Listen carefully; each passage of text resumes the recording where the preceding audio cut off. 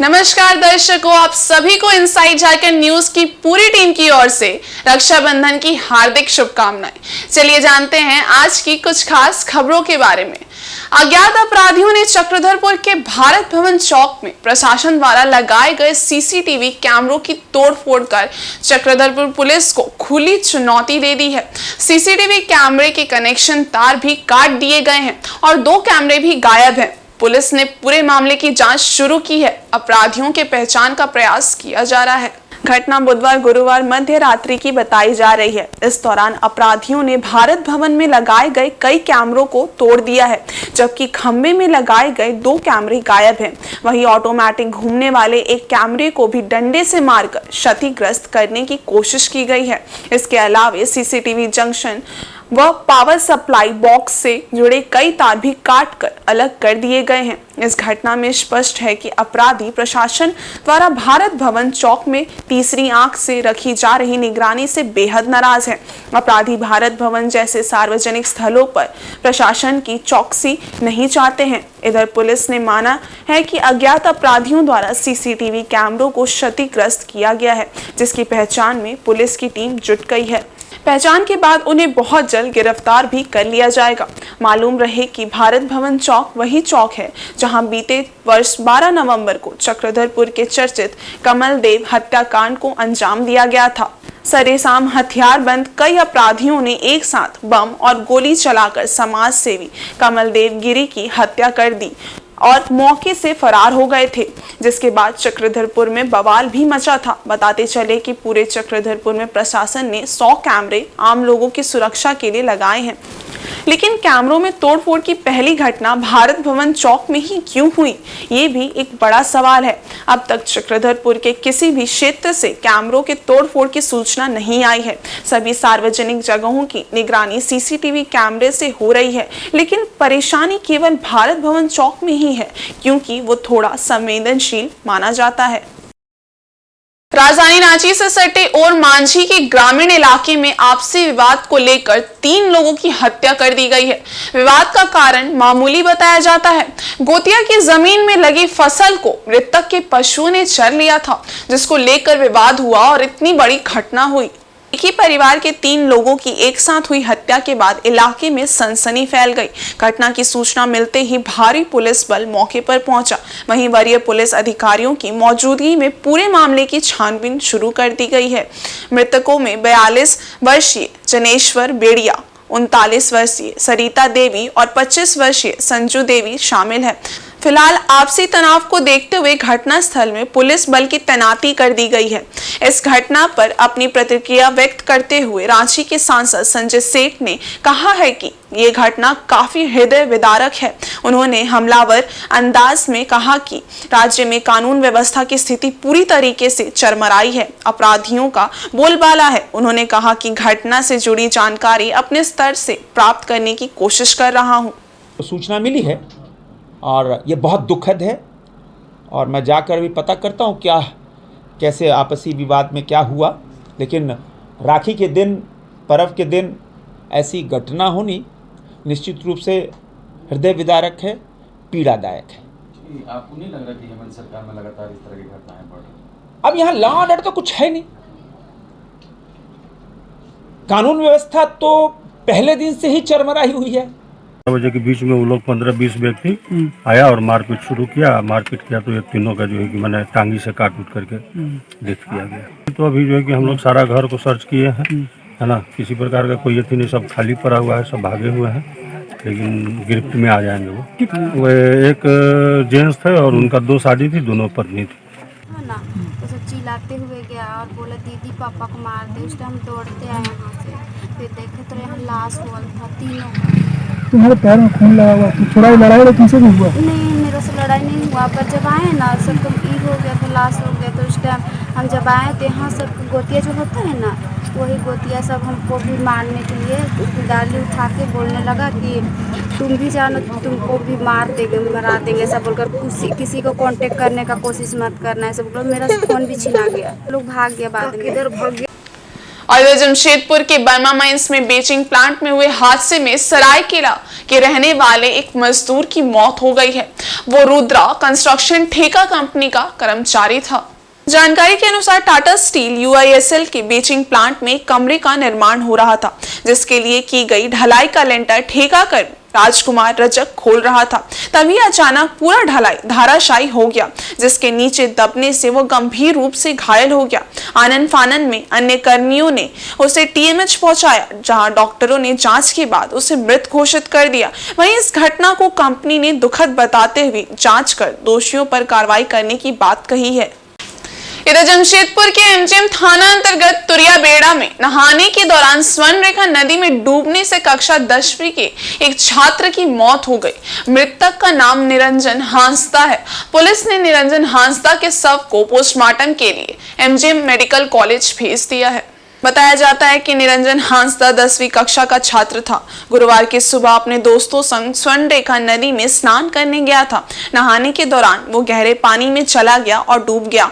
दोस्तों ने इसकी सूचना परिजनों एवं ग्रामीणों को दी। सूचना पर पहुंचे ग्रामीणों एवं परिजनों ने युवक को किसी तरह नदी से बाहर निकाला और एमजीएम अस्पताल लेकर पहुंचे, जहां चिकित्सकों ने जांच के बाद उसे मृत घोषित कर दिया। इस हादसे के बाद से गाँव में मातम का माहौल है।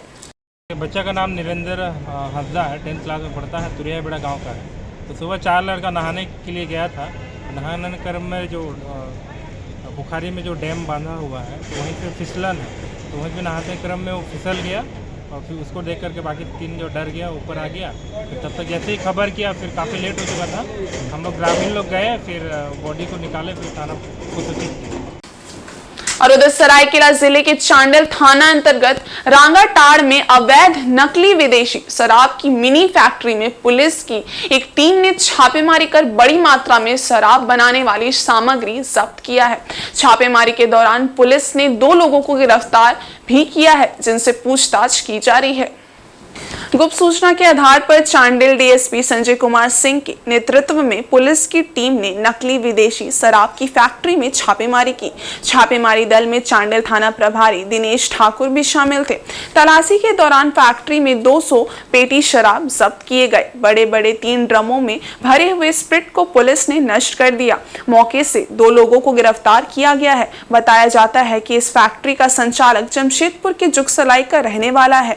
दिन के समय ही किए जा रहे शराब ढुलाई की सूचना ग्रामीणों ने चांडिल पुलिस को दी थी, जिसके आधार पर पुलिस टीम द्वारा छापेमारी की गई। और इधर धालभूमगढ़ थाना क्षेत्र के भाटा जोड़ पुल के पास बीती रात तेज रफ्तार बाइक अनियंत्रित होकर पेड़ से टकरा गई। इस दर्दनाक हादसे में बाइक सवार एक युवक की मौत हो गई है, जबकि उसके 2 साथी घायल हो गए। बाइक पर कुल 3 लोग सवार थे। घाटशिला अनुमंडल के धालभूमगढ़ थाना अंतर्गत भाटा जोड़ पुल के पास बुधवार की रात तेज रफ्तार बाइक अनियंत्रित होकर पेड़ से टकरा गई। इस हादसे में बाइक सवार एक युवक की मौत हो गई है, जबकि उसके 2 साथी घायल हो गए हैं। मृतक की पहचान जमशेदपुर के मानगो संकोसाई निवासी जयदेव पाल के रूप में हुई है। घटना की सूचना मिलते ही धालभूमगढ़ तथा घाटशिला पुलिस मौके पर पहुंची और तीनों को अनुमंडल अस्पताल घाटशिला लाया गया। अनुमंडल अस्पताल के प्रभारी चिकित्सा पदाधिकारी डॉक्टर RN सोरेन ने जांच के बाद जयदेव पाल को मृत घोषित कर दिया, जबकि 2 अन्य घायलों को बेहतर इलाज के लिए MGM जमशेदपुर रेफर कर दिया गया है। और इधर पूरे झारखंड के साथ जमशेदपुर में भी रक्षाबंधन की धूम रही। इस मौके पर भाई बहनों में भी गजब का उत्साह देखा गया। वैसे ये पर्व 30 अगस्त के देर शाम से लेकर 31 अगस्त के सवेरे तक मनाया गया। सुबह से ही बहनें अपने अपने भाइयों को राखी बांधने की तैयारियों में जुटी रही और राखी बांधकर खुशियां मनाई। विभिन्न संस्थाओं से जुड़ी महिलाओं ने फौजियों और ठेला खुमचा वाले गरीब भाइयों के साथ रक्षाबंधन का त्यौहार मनाया। इन बहनों ने पुलिस कर्मियों और पत्रकारों को भी राखी बांधकर उनकी लंबी उम्र की कामना की। इसी कड़ी में जमशेदपुर पूर्वी के विधायक सरयू राय को बारिटी स्थित उनके कार्यालय में बड़ी संख्या में बहनों ने राखी बांधी और उनकी लंबी उम्र और स्वस्थ जीवन की कामना की। चले बांधे बांधे बांधे बांधे बांधे बांधे। और इधर देश भर में भाई बहनों के पवित्र रिश्ते का त्योहार रक्षाबंधन धूमधाम से मनाया जा रहा है। जमशेदपुर में भी रक्षाबंधन को लेकर बहनों ने विशेष तैयारियां की और भाइयों की कलाइयों में रक्षा सूत्र बांधकर उनकी लंबी उम्र की कामना की। इसी कड़ी में राज्य के पूर्व मुख्यमंत्री और भाजपा के राष्ट्रीय उपाध्यक्ष रघुवर दास ने भी अपनी बहनों से राखी बंधवाया और उनका आशीर्वाद लिया। साथ ही राज्य के तमाम बहनों को रक्षाबंधन की बधाइयां दी। उन्होंने कहा कि ये पर्व रक्षा, संकल्प और प्रतिबद्धता का त्योहार है। आज के दिन सभी भाई अपनी बहनों की रक्षा का संकल्प लेते हैं। उन्होंने प्रधानमंत्री नरेंद्र मोदी द्वारा देश भर की बहनों के सम्मान में एलपीजी सिलेंडर की कीमतों में कमी किए जाने को रक्षाबंधन का तोहफा बताया और कहा कि इससे देश की तमाम बहनें काफी खुश हैं। रक्षाबंधन के इस पवित्र दिन पे मैं समस्त झारखंड की देश की बहनों को हार्दिक शुभकामनाएं। रक्षाबंधन का पर्व विश्वास, प्रेम और सुरक्षा का पर्व।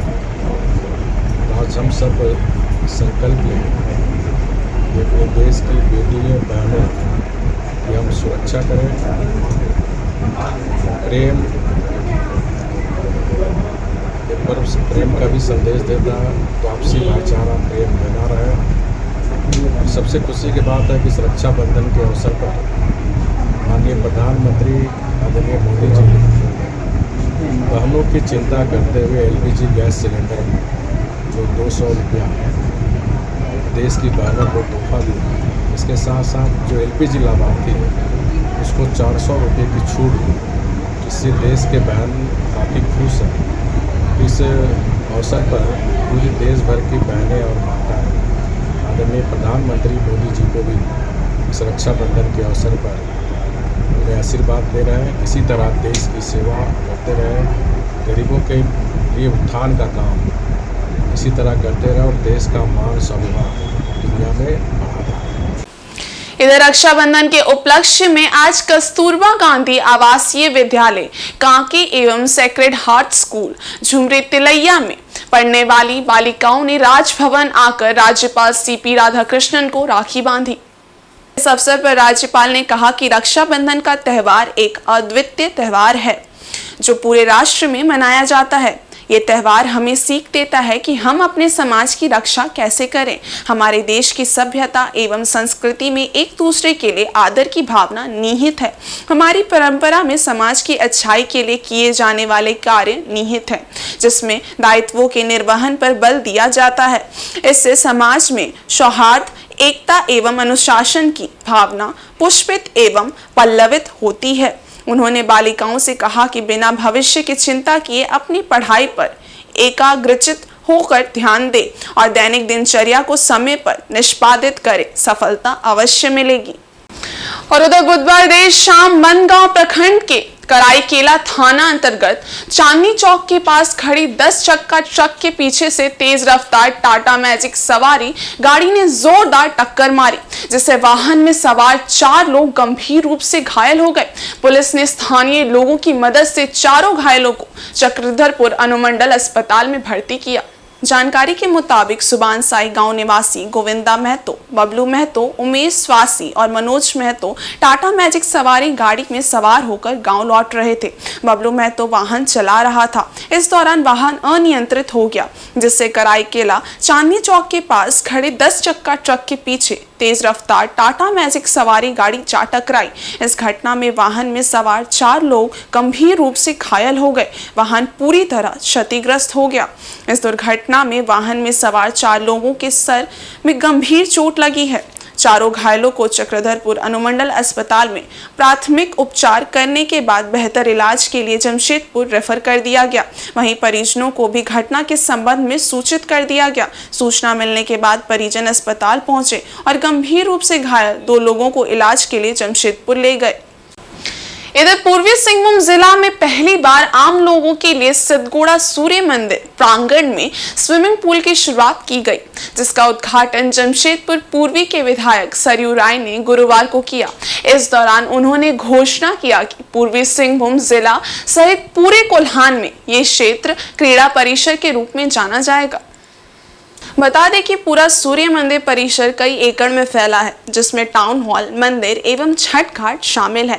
क्षेत्र को लेकर इसमें काफी दिनों तक विवाद चलता रहा। बाद में झारखंड सरकार के निर्देश पर जिला प्रशासन द्वारा JNAC को इसका कार्यभार दिया गया, जिसके तहत जमशेदपुर पूर्वी के विधायक सरयू राय के विधायक निधि में इस स्विमिंग पूल का निर्माण कराया गया। स्विमिंग पूल के साथ ड्रेसिंग रूम और इसके सौंदर्यीकरण की कुल लागत करीब 10 लाख रुपए आई है। सरयू राय ने बताया कि आने वाले समय में इससे भी बड़े स्विमिंग पूल का निर्माण किया जाएगा, ताकि कोल्हान में होने वाले राष्ट्रीय खेल प्रतियोगिता का आयोजन यहां भी किया जा सके। आगे सरयू राय ने कहा कि ये सूर्य मंदिर परिसर सिर्फ धार्मिक और सामाजिक समारोह ही नहीं, बल्कि पूरे झारखंड में खेल प्रतियोगिता के लिए भी जाना जाएगा। ग्रामीण स्तर के खेलों के अलावा राष्ट्रीय खेलों का भी यहां आयोजन किया जाएगा। अब स्विमिंग पूल मैंने अपनी विधायक निधि से बनवाया है, और जब ये तैयार हो गया तो उसको मैंने जमशेदपुर अधिसूचित क्षेत्र समिति को सौंप दिया है। यहाँ की नगर पालिका वही है, और इसका संचालन अब अधिसूचित क्षेत्र समिति करेगी। 6 माह तक ये अपने करेंगे, बाद में सुचारू व्यवस्था हो जाएगी और कोई दूसरा चलाने वाले आता है तो उसको भी सौंपेंगे। हम लोग बहुत कम फीस में, बहुत कम शुल्क में बच्चों को तैराकी की शिक्षा यहाँ हम देना चाहते हैं, और इस पूरे परिसर को हम क्रीड़ा उद्यान के रूप में विकसित करना चाहते हैं।